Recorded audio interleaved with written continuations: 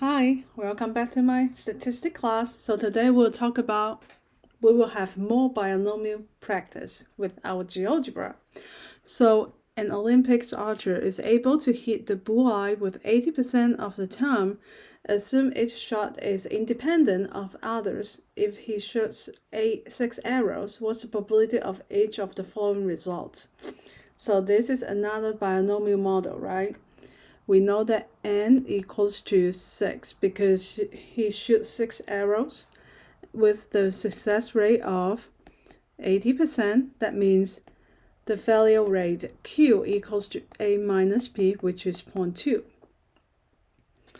Okay, so his first bullseye comes on the third arrows.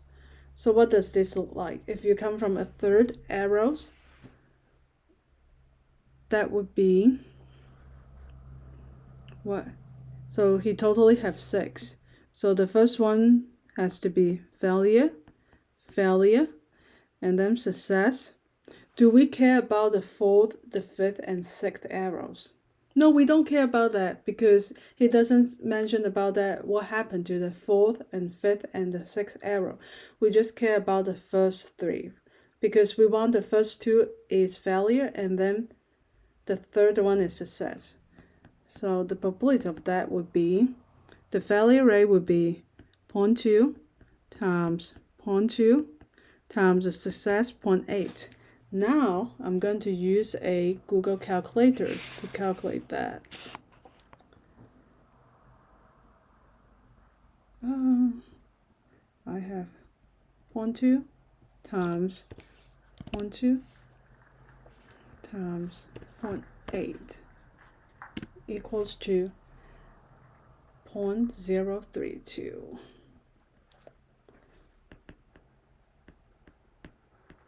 Which is, you convert it to percentage, it would be 3.2 percentage.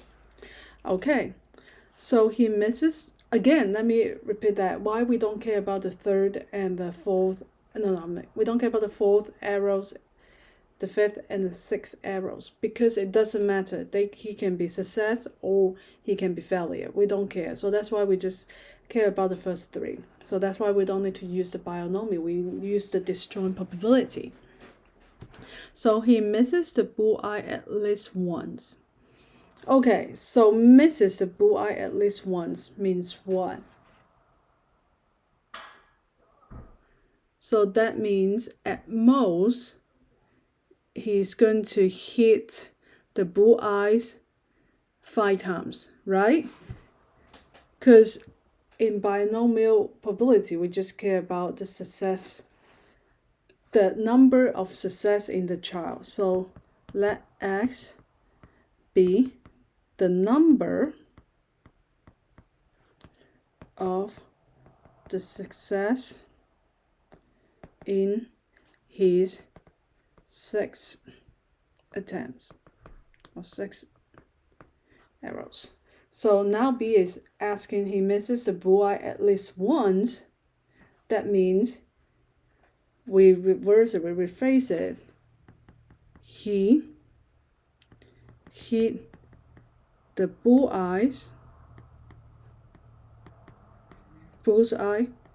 at most 5 times. Okay, so the probability should be what? X less than or equals to 5. Now let's use our GeoGebra. Again, we go to GeoGebra and then hit the the upper right corner, the waffle icon, and then choose GeoGebra Closet. There's a new tab will come up, and then we click on the sandwich, and then there's 3 dots. We need to click the 3 dots, and then we have a probability calculator here. And now we need to scroll down and switch to binomial. So he totally have 6 arrows, and his success rate is 0.8. And we want to know at most, which is this one, his success rate is 5. So it should be what? 0.7379. And then you can convert it to a percentage. Okay, next. He get exactly 4 bull eyes. So that means we want x equals to 4. So now let's look at GeoGebra. You don't even need to type in because the answer is going to be on the right side of the chart. Do you see when it equals 4 is 0.2458,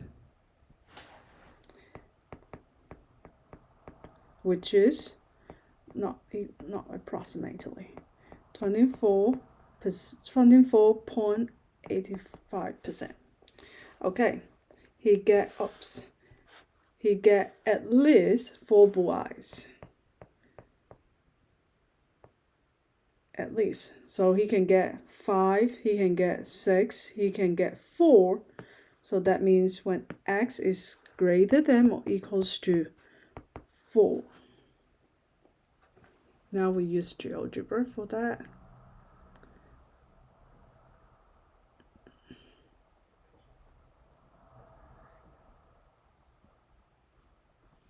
So at least 4 would be here. 4, 5, 6. So the probability of that is what? 0.9011. We write that on our spreadsheet, which is equal to 90% and 0.11. And then he gets at most 4 bull eyes. At most 4 bull eyes. That means including 4 as well. So that's the other opposite. He can get 0 bull eyes, 1 bull eyes, 2 bull eyes, 3 bull eyes, 4 bull eyes. That's it. So now we switch to at most 4. Look, it would be including here from 0 to 4, the shady area, which is 0.3446.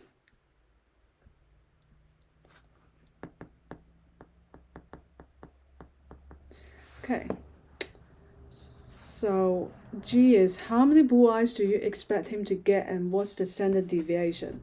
So that means they assume for the expected value, mu equals to n times p, which is 6 times 0.8. That is 4.8. Again, you can hit 4.8 bull eyes. So we need to round up to the whole numbers, which is approximately 5 bull eyes. And then sigma standard deviation equals to the square root of n times p times q, which is 6 times 0.8 times 0.2. And then I'm going to use a Google calculator. 6 times 0.2 times 0.8 equals 9.6, and then don't forget to take the square root of it. Square root of 9.8, which is the previous answer, because I tell you that the answer is 0.98, 0.96, or you can type in 0.96 by yourself, which is approximately 0.9797 or 98. We round up. And then again, we need to round up to a whole number, which is 1. So the standard deviation would be 1 arrows. Okay, so that's it for today. I'll see you next time.